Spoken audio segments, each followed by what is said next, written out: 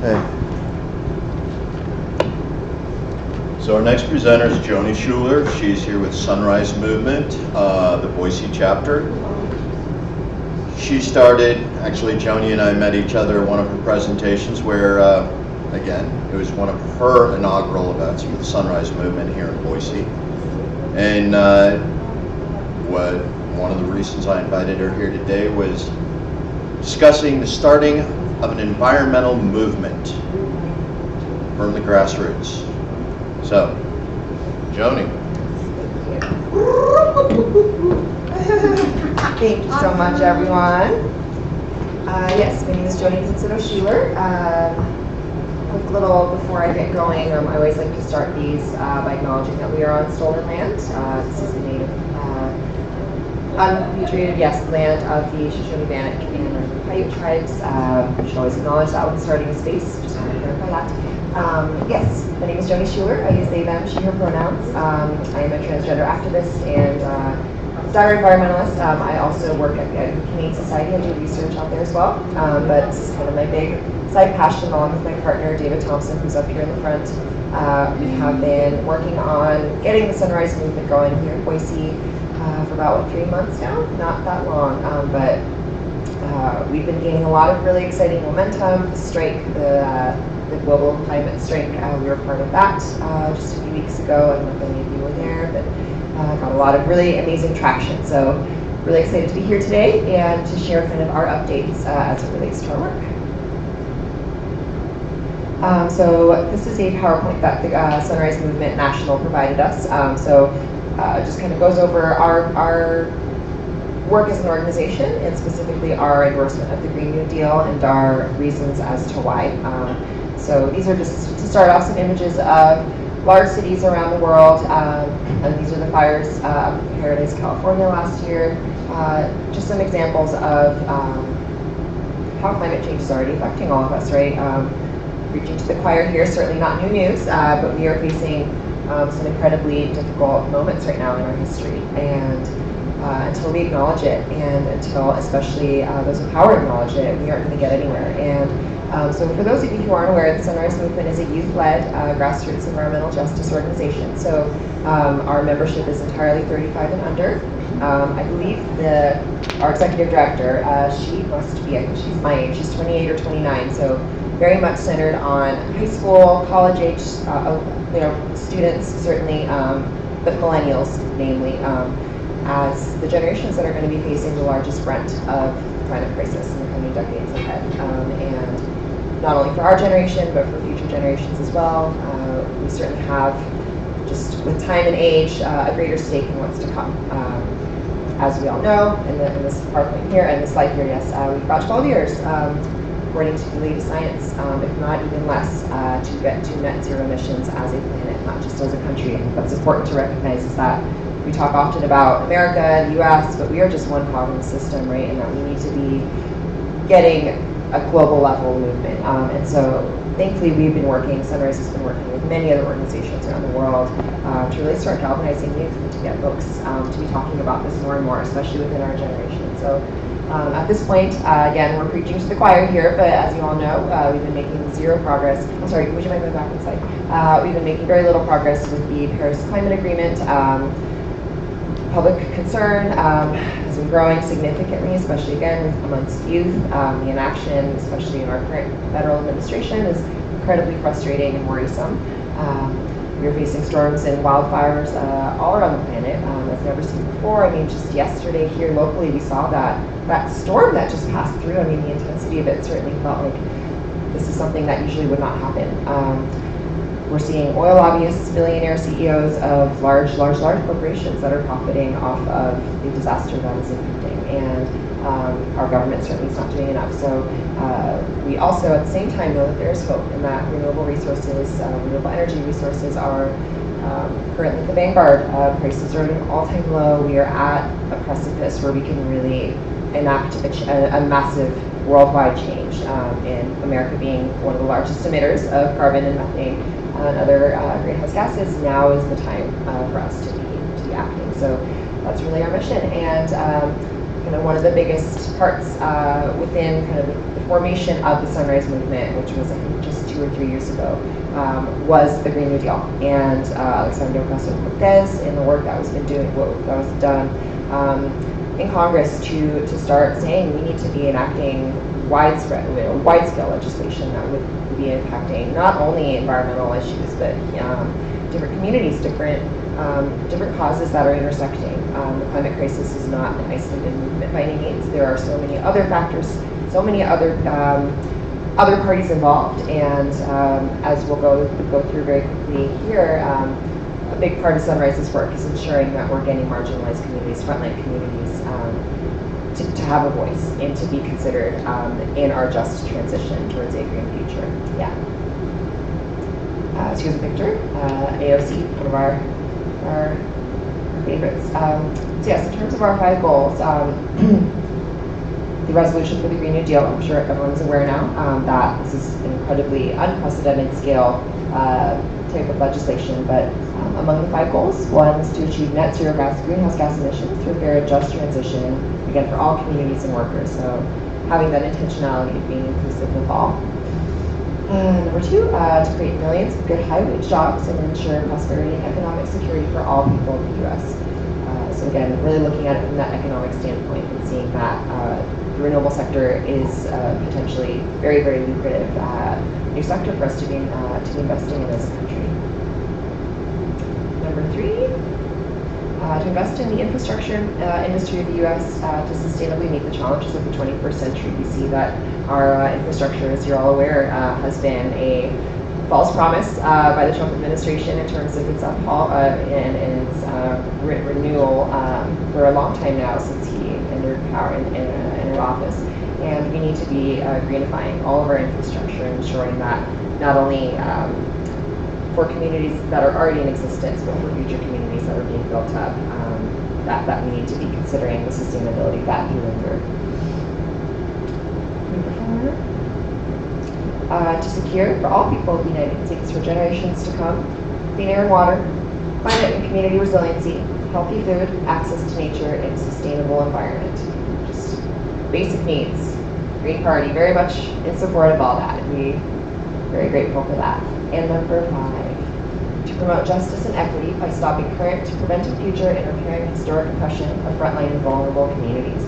So as I've mentioned, here's a list out here outlining exactly what that means. So Indigenous peoples, communities of color, migrant communities, deindustrialized communities, depopulated rural communities, the poor, low-income workers, women, the elderly, unhoused, people with disabilities, and youth. Let's continue to go on, but we'll see that we're all aware climate change affects everyone. So examples of projects. I'm sure, again, all of you are well aware of what the Green New Deal entails. Just as a review, so actions such as replacing or upgrading the building energy efficiency, safety, and durability, meeting 100% of our power demand with clean, renewable, zero emissions energy. That's already really taking place in terms of these promises around our country, but certainly needs to be done at a federal level. Making massive investments into the manufacturing industry to remove pollution and greenhouse gas emissions, and overhauling our transport system to reduce pollution and greenhouse emissions again. So a lot of intersection, again, very lofty in terms of a piece of legislation, which isn't even yet. It's still at the proposal stage, but the mere fact that this is being proposed and that the urgency has led to something as large as this has galvanized us as an organization to really say it's now or never. That's essentially where we're coming from. Yeah, Greta Thunberg puts it very well every time. Yeah, we have no time. We're mad. We're angry. We want everyone to be scared. Our house is on fire. So some promise is very much built into this legislation here. Next slide, please. Yes, so as I mentioned, still a resolution, by no means a policy, still a lot that needs to be ironed out.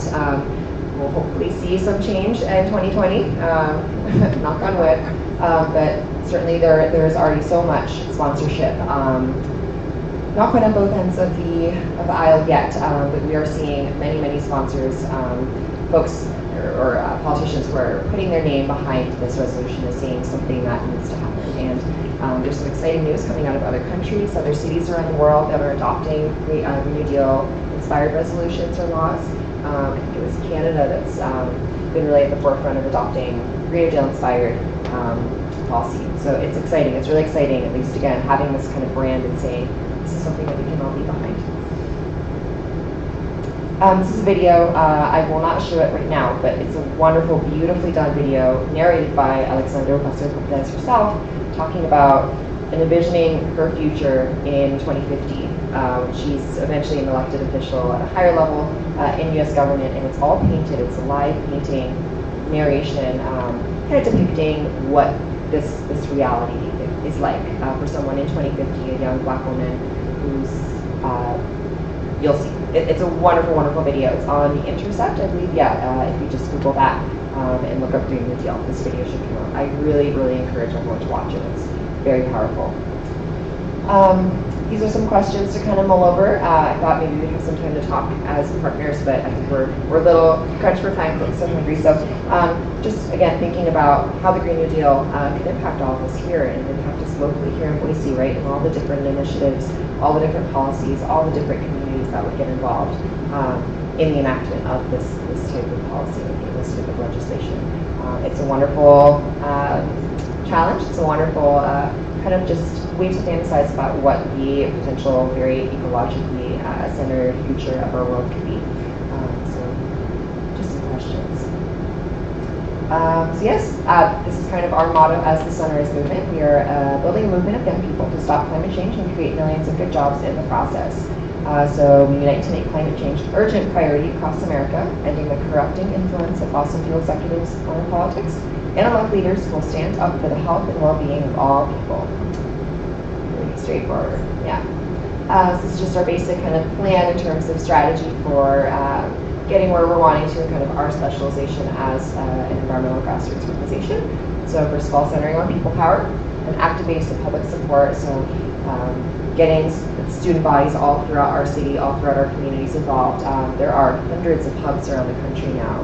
I believe just a year or two ago, there were just a few dozen.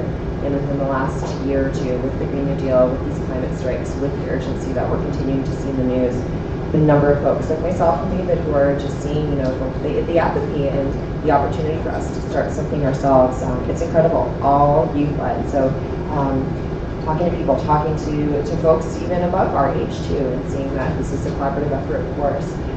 Moral protest is a huge part of our work. A lot of strikes. We've got, and at Future Site, I'll share a little bit more about our future plans, but striking is a big part of our work here. We're, among other things, we've got many other things in the pipeline as well, but moral protest is a large part of Sunrise's plan to win. Then in terms of political power, building a critical mass of attention, of media. Actually, this one's about Sally. So Sally came just last month after our strike and gave us a very wonderful, thorough training with another National Sunrise Movement staff member, and we had a really, really wonderful experience. But this was when they, I believe, stormed the office of Nancy Pelosi and essentially pressured her. Yeah, this is kind of the first. This is the first kind of media spotlight that Sunrise got when we first started up, and really powerful. They ended up kind of, I don't think Pelosi ever came out, but it was this direct action to say, we need to actually hear you say if you are going to be pushing the Green New Deal, putting this in the spotlight in Congress. So really powerful stuff, and that was a year or two ago now. So a lot of banners, a lot of art, a lot of singing and chanting. That's a big part of our work as well. We learned a lot in our training there. Yes, and then finally, in terms of our steps here at Boise Community Work Planning, we are a hub of just about 6 or 7 now in leadership, mostly high school students. David and I are the older of the group here. But we've got a lot in the pipeline, a lot of really wonderful creative ideas, a lot of enthusiasm. The students here are wonderful in expressing their thoughts and their ideas and their passions for this movement. So we've got 3 different strikes coming up in the next year. Our next one will be in December. December 2nd, I believe, is the date. We'll be pushing that out in the public pretty soon. And we've got one Earth Day next year, which is the 50th anniversary of Earth Day, which eventually led to the EPA, the Clean Air and Water Act. Really, obviously, important year to be pushing our work forward. And then one in December after the election. So a lot of the pipeline there. Another strategy that we do is something called bird dogging. I don't know if anyone's familiar with the term, but it's where you approach a politician directly and ask them on the spot, usually while being documented on video, for them to vocally and if not actually sign some commitment to a cause.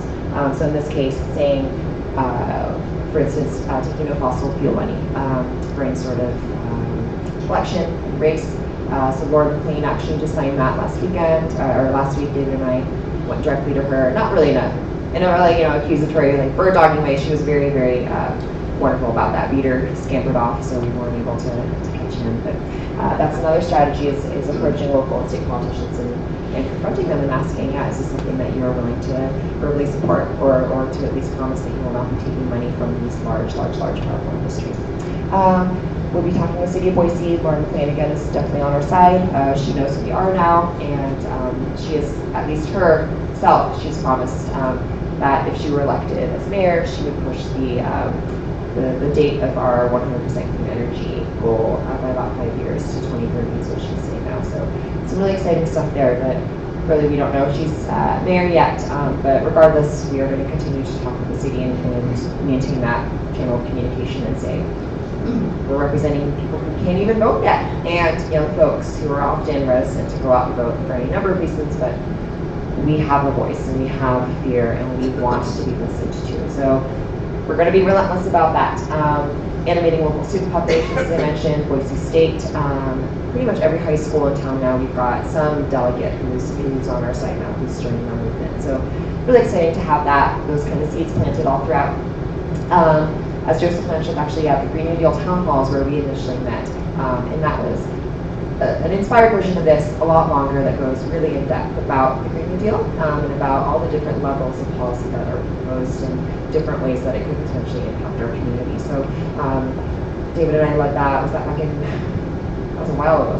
November. Yeah, but we're planning on doing several more throughout the year. Open to the public. We had about 40 folks come last year. Sierra Club sponsored. And yeah, we just got a lot of interest, a lot of folks who came and just needed to learn more. It's heavy stuff. It's overwhelming. It's a lot of information. So kind of doing in a succinct, fun way that explains really what the promise of this legislation is.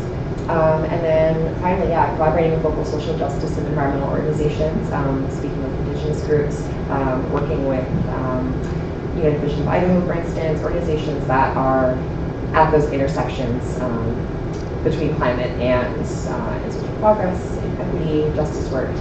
So it's really exciting to be thinking about those collaborations as well and ways that we can be working with them. And that is about it. Yeah, I left some time for questions. Yeah. One of the questions I got, you've been working on this since about November. What are one of the largest challenges you have here in Boise in particular with building an environmental oriented movement? Good question.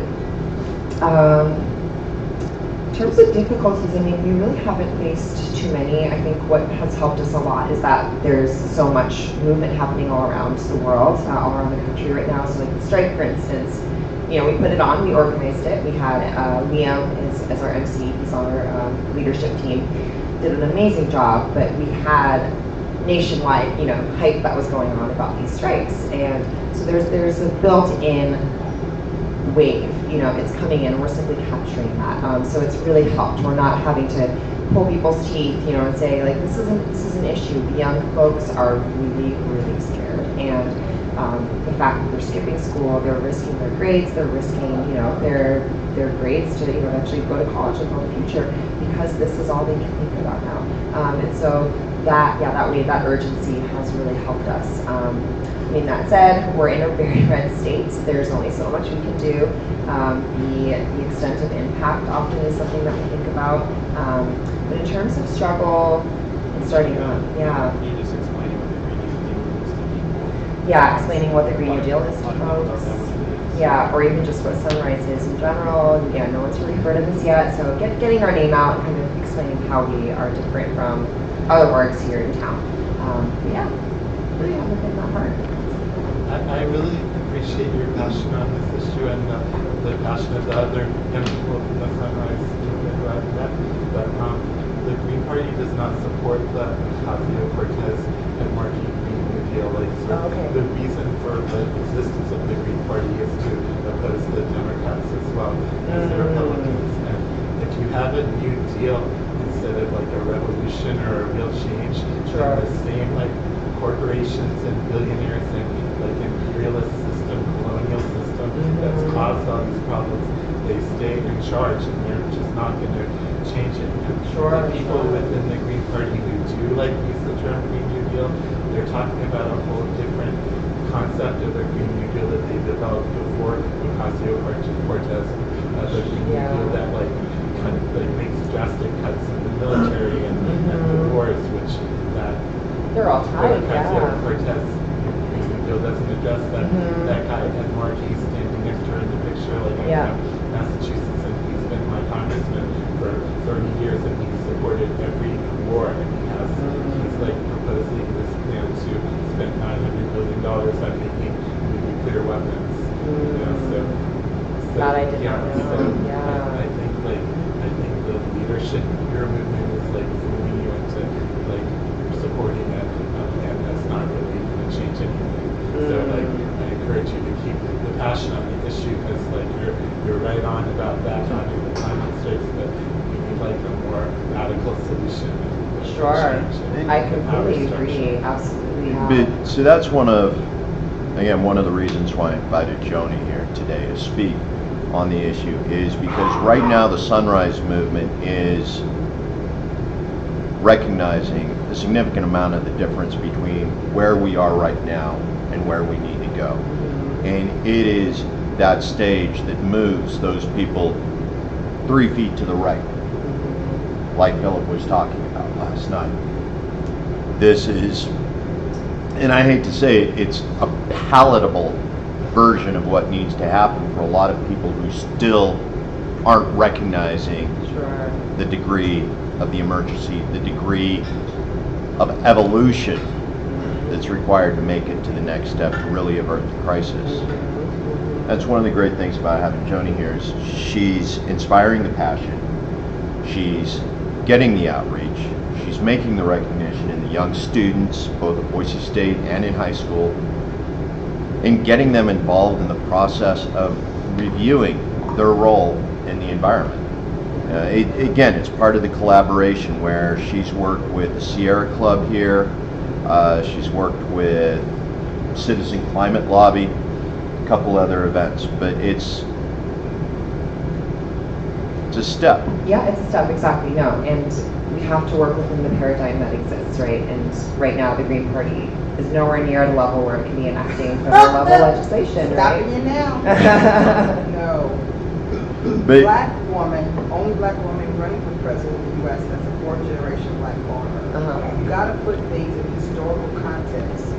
One, from the beginning, our nation was built on enslavement of my ancestors. So nothing's out of the paradigm. I'm running for president. That's because folks put the work in to move us here. And I'm saying this to you as a woman of color. Capitalism got us here. And the Green New Deal, even with the Green Party, I think it's illogical. I've said clearly, no deals. Change. It's system change. Sure, Unless we sure. change our economic system, we're all gonna die. It's just, I mean, Oh, no, it no, is. we all gonna I agree, die. yeah. I mean, I'm gonna be here because it's gonna take about 30 years. I'm 50. I gotta calculate it when I'm back on it. But the reality is, you got the power. The Green Party is powerful because we don't take corporate money. And this Earth Day you're celebrating came from who? Yeah. So please understand that you could run for president right now. You could join me on stage and run. There's no limit to what will happen and can happen with you, and every young person realize you don't need us. she needs a vice presidential candidate. Yeah, so no, Love it. please take that limit off you. I stay Thank here you. even though I'm hungry because you're a young person. So, no, and I'm telling you that I'm bought. My great-grandmother was purchased by my great-grandmother for $300. My grandfather was killed by the Klan because my mother got accepted in college. I'm running for president because I know that 40% of Americans ain't buying this.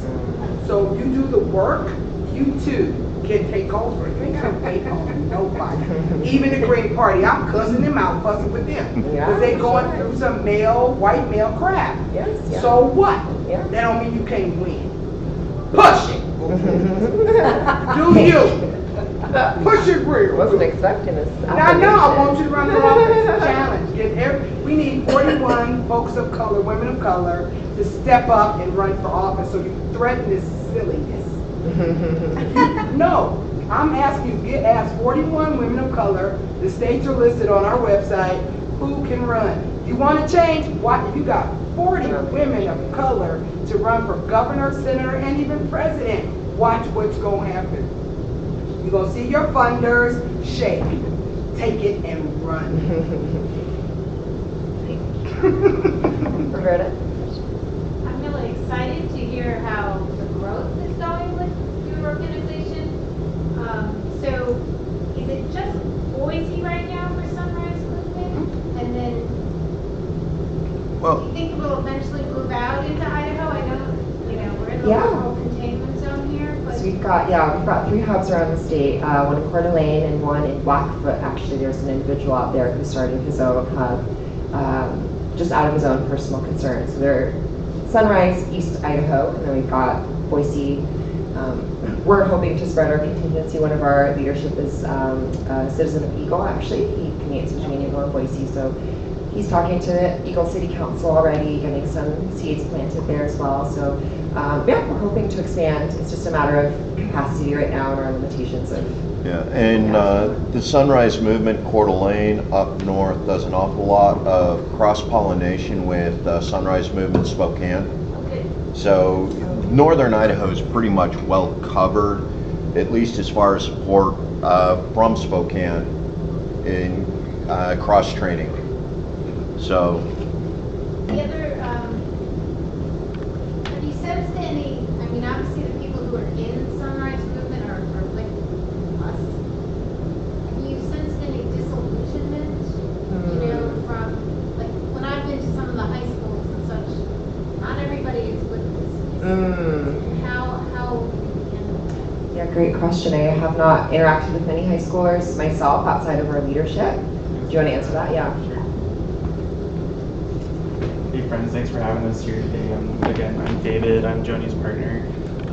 So some of our high school members have gone to the high schools and been able to galvanize some support there. At this point, we're building capacity amongst our high schoolers. In terms of the question about like disillusionment or maybe like, yeah, that's not really for me kind of a thing. One of the strategic plans that National has told us to focus on is when we're thinking about the people that are on the spectrum in terms of totally against believing in climate change and trying to do something about it versus like people who are really active. We're trying to sway that middle ground to get our majority on to going from being either neutral to being passively supportive or passively supportive to being actively supportive and defiant and in opposition. So that's the strategy that we're taking right now. And the reason I like that is I feel like because like we're mentioning the time is of the essence, it feels like we're focusing in the areas that we need to focus on, and there's always going to be naysayers and reticence and disillusionment around all these things because of all the misinformation, and just being able to ignore issues probably feels a little bit better to stay within your reality than to challenge and come to terms with all of the horribleness that is our reality. So that's kind of where we're at with that right now. Yeah. One more question? Yeah, and then I'll wrap up. Yeah, I'm just kind of seeing an opportunity for the Green Party to be, a radical left bunch of attached to the mainstream, and maybe the mainstream allow themselves to point to the more left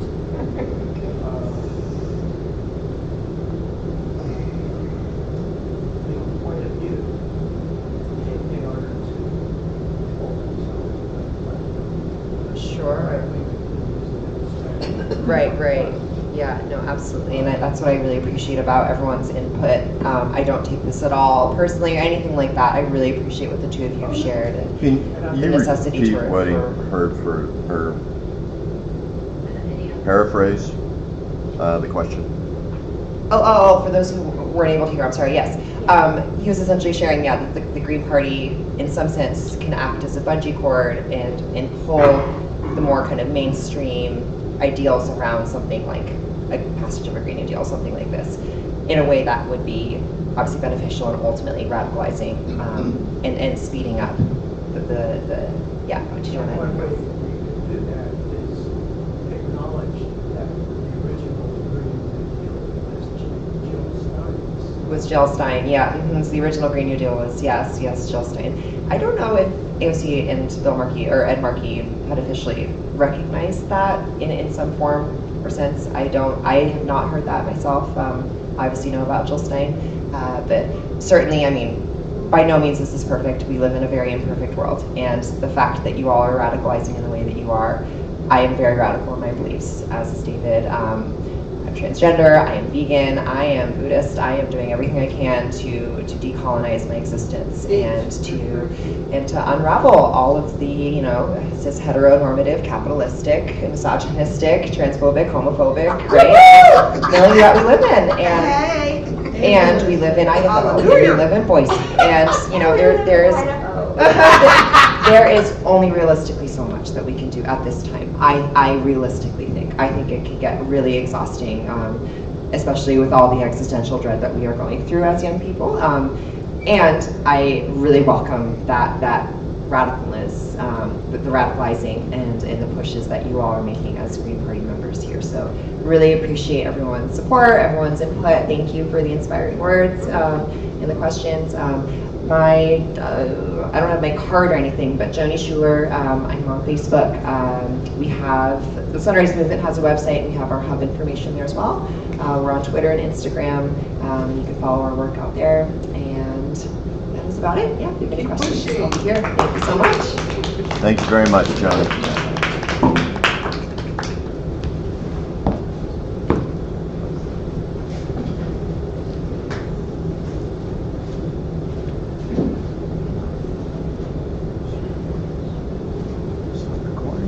Thanks for sticking around for the Hungry You Folks. know, that's our role. We have to be